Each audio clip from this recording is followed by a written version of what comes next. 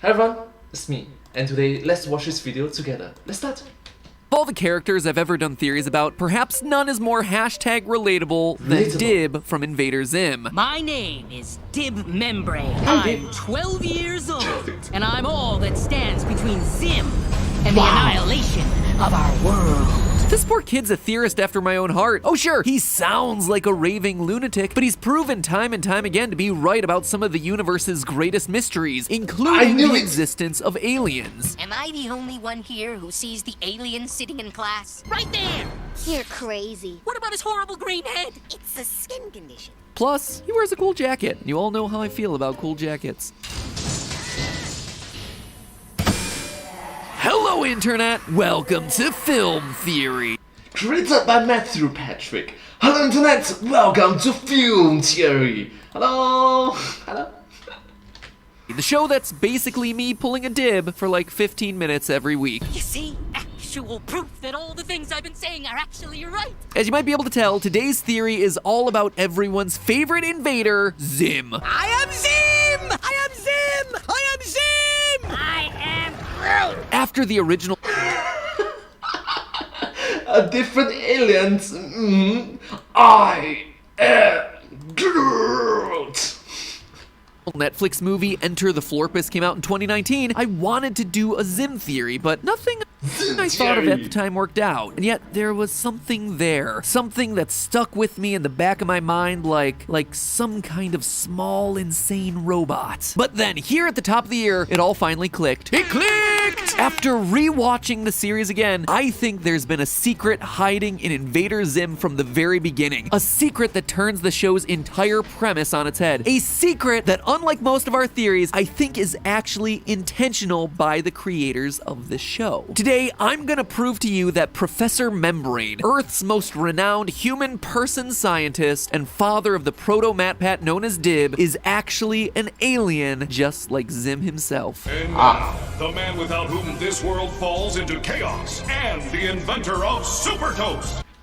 It's not toast, it's super toast. So, thank you, I guess. Professor Membrane! Now, admittedly, I'm a bit late to the party. Invader Zim's been off the air longer than I've been making film theories, so Yeah, right now it's in the year 2022. It's nearly a decade ago since it started. let's just get quickly caught up with the story so we're all on the same page. Many years ago, the alien named Zim was put in charge of Operation Impending Doom, a plan by the Urcan race to invade many planets. Let us rain some doom down upon the filthy heads of our doomed enemies. Doom, doom, doom, doom, doom, doom, doom. Bad news is, Zim's enthusiasm was so overwhelming that he launched his attack on the home planet. But sir, we're still on our own planet! As a result, Zim gets banished to the planet Food Courtia, where he's set to serve fast food for the rest of his life. However, when he hears of Operation Impending Doom 2, he decides to quit being banished so he can lead another invasion. The Urcan Society is led by their tallest members, known as the Almighty Tallest. When the Tallest see that Zim has returned, they decide to really get him out of their hair and send him to an unknown planet, later revealed as Earth. When he arrives at Earth, Zim attempts to blend into society through some unconvincing means. While most people accept that his green coloring is just a skin condition, one of Zim's classmates, Dib, sees right through the disguise. Dib, already obsessed with the paranormal, loses his mind trying to prove Zim's true identity. Throughout the entire process, though, his own father, Professor Membrane, stands in staunch opposition to his son's efforts. So I find you here, son. You know not to use my tools for your parascience. As one of the world's leading scientists, Professor Membrane claims to have revolutionized every field of scientific study, and he takes a hard stance against the existence of the paranormal. Membrane constantly tells Dib that his fake science is inferior to Membrane's real science. Okay, so there's something called paranormals and science. Parascience! I'm sorry. Despite sometimes being presented with overwhelming evidence of the existence of aliens. There are no aliens. You've been watching those transmissions since you were a baby with an enormous head. It's time to move on, son. And this is our first clue that Professor Membrane isn't all that he seems. Despite having a clearly scientific mind, he absolutely refuses to acknowledge any evidence of alien life. Beyond the typical things that other Earthlings write off, like Zim's appearance, Membrane is confronted directly with aliens aliens and alien technology multiple times throughout the series, but repeatedly chooses to ignore it. In the episode Bloaty's Pizza Hog, which was FNAF before FNAF existed,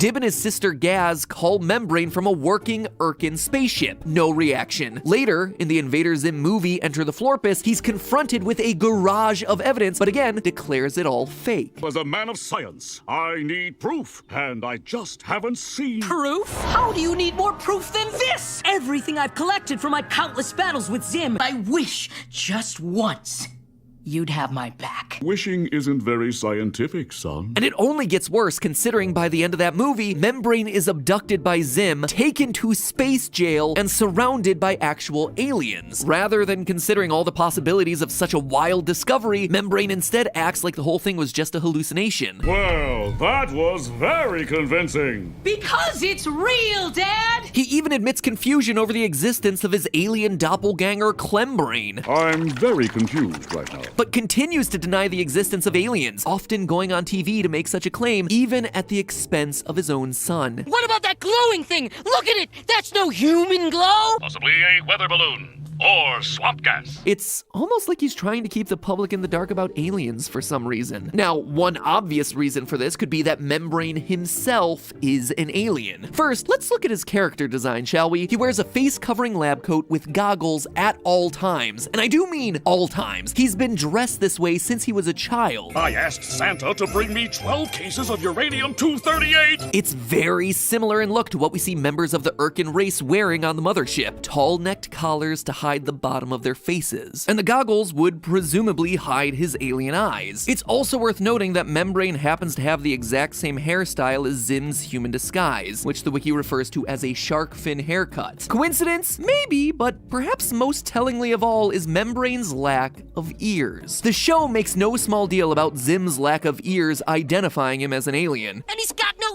ears! Is that part of your skin condition, Zim? No ears? Now look at Membrane. No ears. Maybe they're covered by the goggle strap, but that would just make it really impossible to hear anything and also be super uncomfortable. No, it is much more likely that his ears are just gone. And here's the kicker. The one thing that goggles can't hide is Membrane's lack of a nose. Nothing is there on his face. And we know for a fact that something is drawn in the other characters. All the other characters on the show have noses except for, you guessed it, Zim, the alien. Wow, that's a lot of detailed artwork and animation. Really respect these kind of individuals who created it. Even the strange way Membrane chooses to emphasize words feels very much like the speech patterns of our favorite alien, Zim. It has been 1 day already, and the cure for pigmouth still eludes me. Ms. Bitters, I have a mighty need to use the restroom once again. Now let's talk about advanced technology. The Earth of Invader Zim seems to be set in the early 2000s based on the gravestones that we see in the series. Alright, stop for a moment please. If you have this sort of speech problems, please seek an expert, because this sort of speech behaviors, it can be a nuisance, an annoyance, a disturbance on the long run. I'm sorry. And yet human society appears to have much more advanced technology than you would expect from that era. Why? Well, it seems to be coming from Membrane Labs. Membrane Labs. Who wants a better everything? Throughout the show, we're shown that Professor Membrane is a combination of Steve Jobs, Elon Musk, and Nikola Tesla, revolutionizing almost every facet of technology on Earth, and setting trends while he does it. The whole ignorant world watches as Professor Membrane prepares to make the greatest announcement he's made since last week. So, is he just smart? Or is he Since last week! Is that what? actually an alien? We see that Urcan technology far exceeds that of modern Earth. Even an idiot like Zim can create a time travel device with a lab down in his basement, and he shows a clear disdain for Earth technology. This inferior equipment! Urcan babies play with more advanced toys! And we see that much of Membrane's technology is significantly more advanced than the average Earth tech. Even things like his kitchen appliances are either sentient or potentially deadly. Sure to take them out of the can, or the explosion will destroy all human life! Now, advanced technology alone doesn't necessarily mean that he's an alien. The fact that his technology looks a lot like Urcan technology, though, does. A lot of Membrane's tech has weird vacuum tubes, bulbous shapes, and purple coloring, all the signatures of alien and specifically Urcan tech. True. Is it just animation coincidence or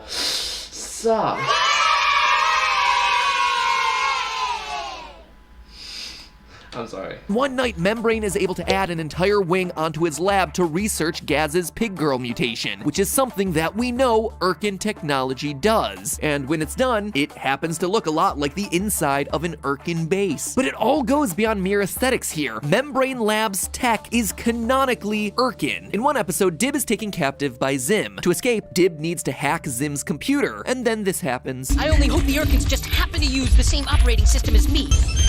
Yes! That's right, the Urcans use the same operating system as Membrane OS, his father's computer system. How could the Membrane operating system interface match perfectly with Urcan tech unless Membrane himself knew about Urcan tech in the first place? Heck, how could Dib have found any operating system that could interface with alien technology unless there was already aliens on planet Earth? That just leaves us with one question. Why would Membrane be here if he was indeed an alien? After all, the Urcans only sent Zim to Earth's location to get rid of him. In the pilot episode, we see a post-it note on their board where Earth happened to be. So they must have had an idea that something was out there, but they never got any hard evidence that it actually existed. True. Why? Why though? That's the main question. It seems to me like they've sent someone to Earth before, and I don't think it was on a mission of invasion, and they never heard a report back. One thing that we haven't fully explored yet is that Urcan Society runs on height. 2 taller Urcans are in leadership positions, and everyone else is much, much shorter. You'd think that there'd be a bit more variability in the Urcan race, but there really isn't. Right now, you just have 2 that are really tall, and everyone else who is just really short. There aren't any in the middle. This seems to imply that the tallest actively cull out other tall Urcan to make sure they stay in power. Now, Professor Membrane is quite tall, maybe even taller than the tallest. It's possible that the tallest, in order to retain their rule, sent Membrane out to Earth to get rid of him, just like they did to Zim. That is a possibility. I agree with you. That is a possibility that to eliminate this possible threats and competitions.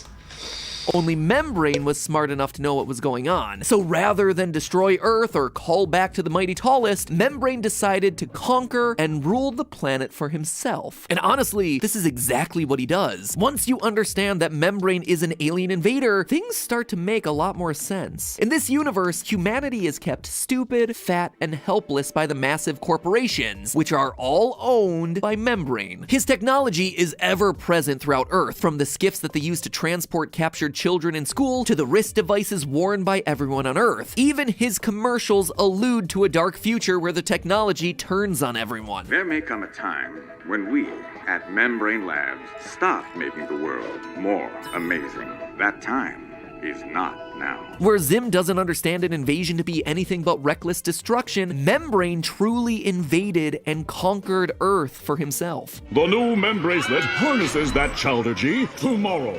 Children will hold hands, encircling the planet in a peace unlike any the world has ever known! Those membracelets, by the way, have a weird added feature for a guy who doesn't acknowledge life on other planets. Son, the membracelet is just for running apps and world peace. But theoretically, one could use it to create a galactic stargate of sorts, yes? It's certainly unusual, unless of course it's a device used to show your final control over all the children of Earth. No wonder he was so excited for Peace Day. It showed his final and complete dominance over the planet. Tomorrow is Peace Day, and nobody is as excited for the big celebration as I am. Not scientifically possible! So Professor Membrane could very well be an alien that successfully conquered the planet. But that brings up the cruelest twist of them all. Dib. Dib is funny. Throughout the show, everyone, and I do mean everyone from aliens to demons, comment on his head. Who's that large-headed kid? I don't know, but his head is large. Did you conjure a big-head demon to give you a big head? Man, that is a really big head. And not only is his head abnormally large, but it's shaped similarly to Zim's. True. So, what are you trying to say? He's not human?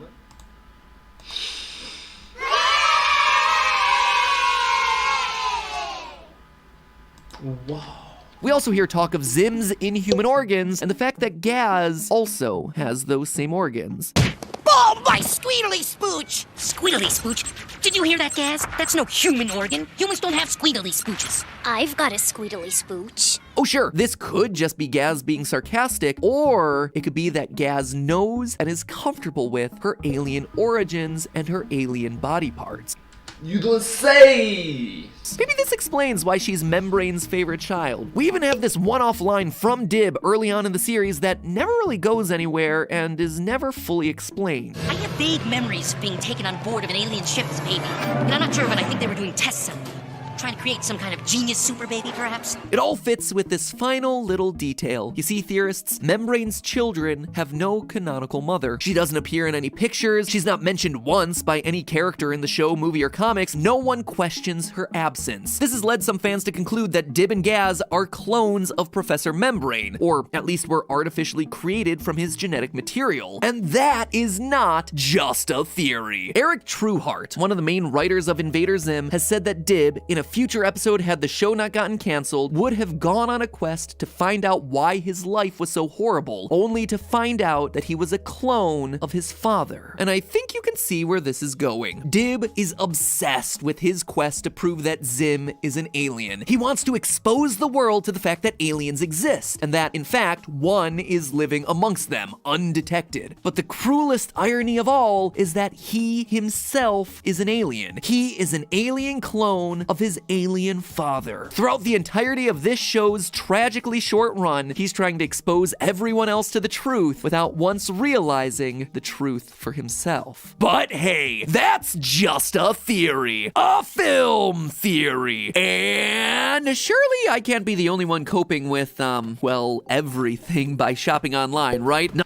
Yeah, because there is the global pandemic periods. This video came out in the year 2021. A lot of things still is going Other than like a on. bit of retail therapy, currently my mission is to find out how many oversized plushies it takes to fill the void in my heart. It's definitely more than 6. Well, with today's sponsor, Honey, you can rest assured, Stephanie, that your husband won't sink your child's college fund into collecting squishmallows. Probably. That's because Honey saves you money when you shop online. It's a free browser extension that scours the internet for promo codes and automatically tests them when you're checking out. Here's how it works. It is super easy. You download Honey with 2 simple clicks. Then, when you're checking out at any of Honey's 30,000 plus supported websites, the extension alerts you to coupons that it's found online. Click Apply Coupons, and boom, instant savings. Money that remains in your pocket. Or I suppose more accurately, in your digital bank account. In all seriousness, with this being the start of a new year, we've been doing a lot of work trying to get organized. I'm talking about shelves, folders, binders, more shelves, and Honey has really come in clutch for online shopping at the depots. That's right, both home and office. Honey has made it really fast and easy to save money on the things that we need, and that's why we've been so happy to partner with them for this episode and for the past couple of years. So join Honey for free today by going to joinhoney.com/filmtheorists, or because Film Theorist is really long and hard to spell, just click the link in the top line of this description. That's it, that's all you need to do, and from there you're 2 clicks away from saving money. The Honey community is all about saving money on all the products that you're buying anyway, so not using Honey is just stupid, and us theorists aren't stupid. We're a little bit over dramatic sometimes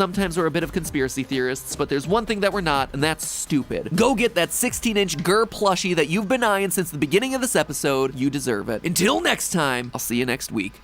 Thank you all so much for watching this video together with me. I hope you find this video very interesting and just all in all fantastic to watch. If you do like this video, please remember to like, share and subscribe to my channel and comment down below if you have anything to share with us. Don't forget to follow my channel and sincerely appreciate all of your support and encouragement for our work. It's very motivating, uplifting, and you guys are all such outstanding, remarkable, marvelous individuals. But hey, that's just a theory, a film theory, and cut!